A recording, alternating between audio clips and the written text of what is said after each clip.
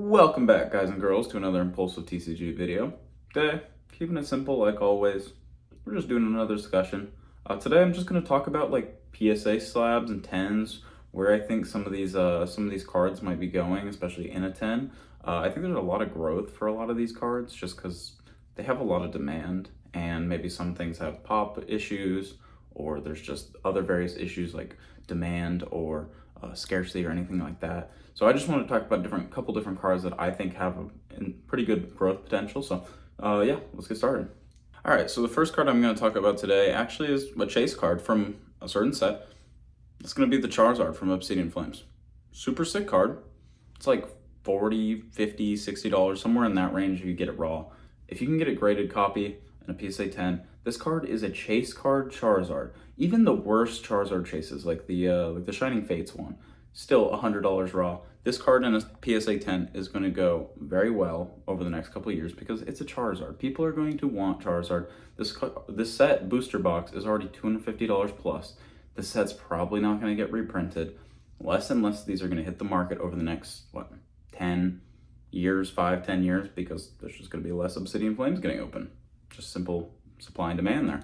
But yeah, I think if you can pick up the PSA 10 version, you'll be money, you'll be golden. If you can only get a raw copy, definitely still worth picking up. I think these have insane potential. I could easily see this being a $100 card. I mean, like I said, if Shining Fates can have a $100 card at their price points, I don't see why Obsidian Flames Charizard wouldn't be $100. A lot of people like the artwork. I know some people don't like it because the terrestrialization stuff, but honestly, it's a Charizard, it's a chase card.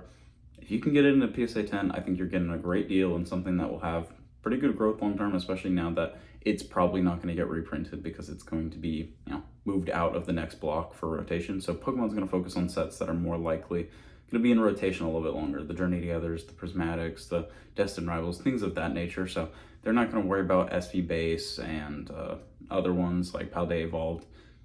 They just don't. They have other things on their plate to worry about. So yeah, Charizard, definitely one I'd look to pick up. Next up, super simple one. It's actually one of my favorite cards, the Galarian Moltres from Shinji Kanda. Absolutely stunning card. Gorgeous artwork. People love the artist. It's a promo card and people will hype up promos like crazy. The pop report for this card isn't like super crazy. I think it's like a 1 in 3 chance, which is kind of low. Gray Felt Hat Pikachu is like 50%. But this one's like, $200-ish if you can find it in a PSA 10.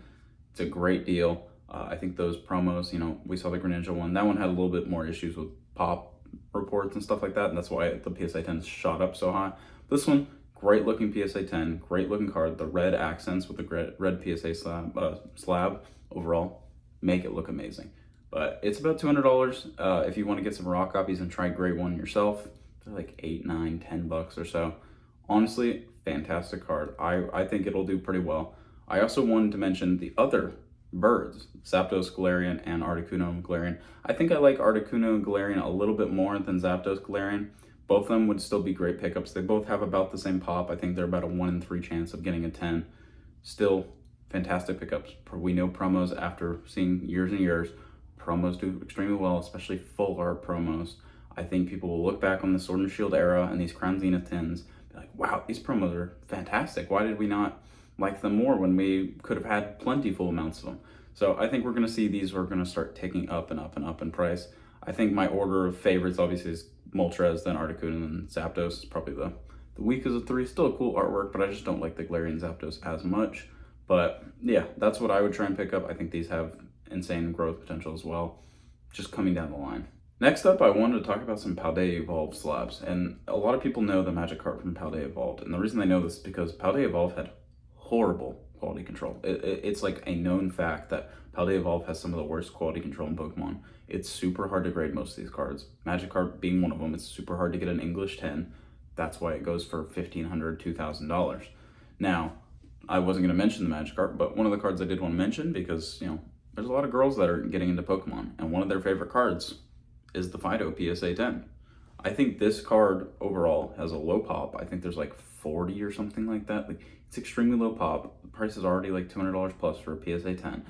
It's like a cutesy card, so girls are probably going to want it in the future. I think it's a cool card. I know my girlfriend likes it. She enjoys it. Having a PSA 10 that's hard pop, looks good, It's an artwork piece. I think people are gonna want this in the future. But this doesn't just go for the Fido card. There's several other Paldea Evolved slabs that I think are super undervalued. Take the Quaquaval EX card, the full art version. The Skeldurge and the Meowscarada ones are super well loved and received, but Quaquaval is kind of down there. You can get a PSA 10 version for like 60, 70 bucks right now on eBay, which is insane for a starter Pokemon, especially one that has so many issues getting graded just because of how the cuts work basically in Paldea Evolved.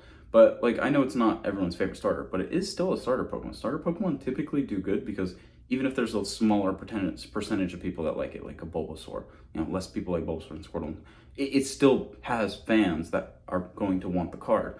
Quavel's the same way. People like the Meowscarada one, people like the Skeldurge one. The other one, Quaquaval, is kind of falling behind the wayside. So I think that would be a good pickup if you're looking to grab like another PSA slab from Paldea Evolved that is like super underrated. Like I said, you can get them super cheap. Just something to look out for. And yeah, if you're enjoying the video, if you could like and subscribe, it helps me out a ton. Check out the Discord. Comment down below any PSA slabs you're picking up currently. Anything you think is undervalued. Let me know. Love to hear it. But yeah, back to the video. Now, the last set of cards I want to talk about, this is kind of just an overall set of cards that I'd look for if you can get good deals on, especially on auctions on eBay, or if your card shop's selling a really good copy. I would definitely look to pick up any tag team PSA 10s or any mega PSA 10s. Megas especially are going kind of crazy right now, so tag teams, maybe look, try and grab some of those. But I think these are seriously like going to keep going up and keep rising in price just because the supply of them isn't getting any higher. So once they're in somebody's collection, they're unlikely to move this piece because they want it in their collection. They're not just going to be like, oh, I'm just going to sell it for a quick flip. People don't do that once they get into a couple $100 slabs. Like, it's not quick flips at that point. It's just, oh, well, I'm holding this. It's long term. I'll hold it for 10, 20 years because it's in my collection. I like it. So if you can find any PSA 10s of tag teams or megas or anything like that, popular Pokemon like Lucario or like Gyarados or anything super cool, if you can get the Magikarp Wailord, something that is unique, you can get a good deal on. I think these have great long-term potential even now, even at the more expensive prices. I think they're going to be great pickups for you, especially in the long term.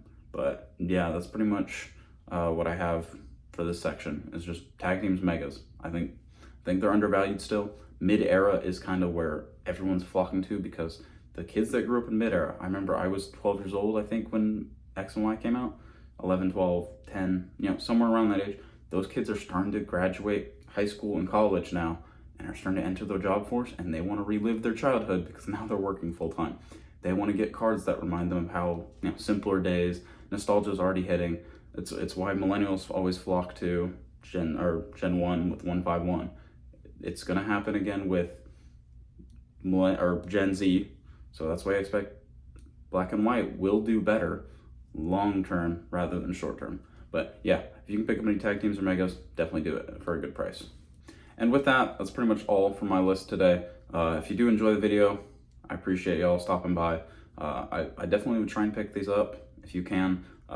Disclaimer, I don't own any of these. I wish I had the money to just spend on all these because I think they are good pickups. I don't own any. I wish I did. But yeah, I don't own any if anyone's worried about me pumping or anything like that.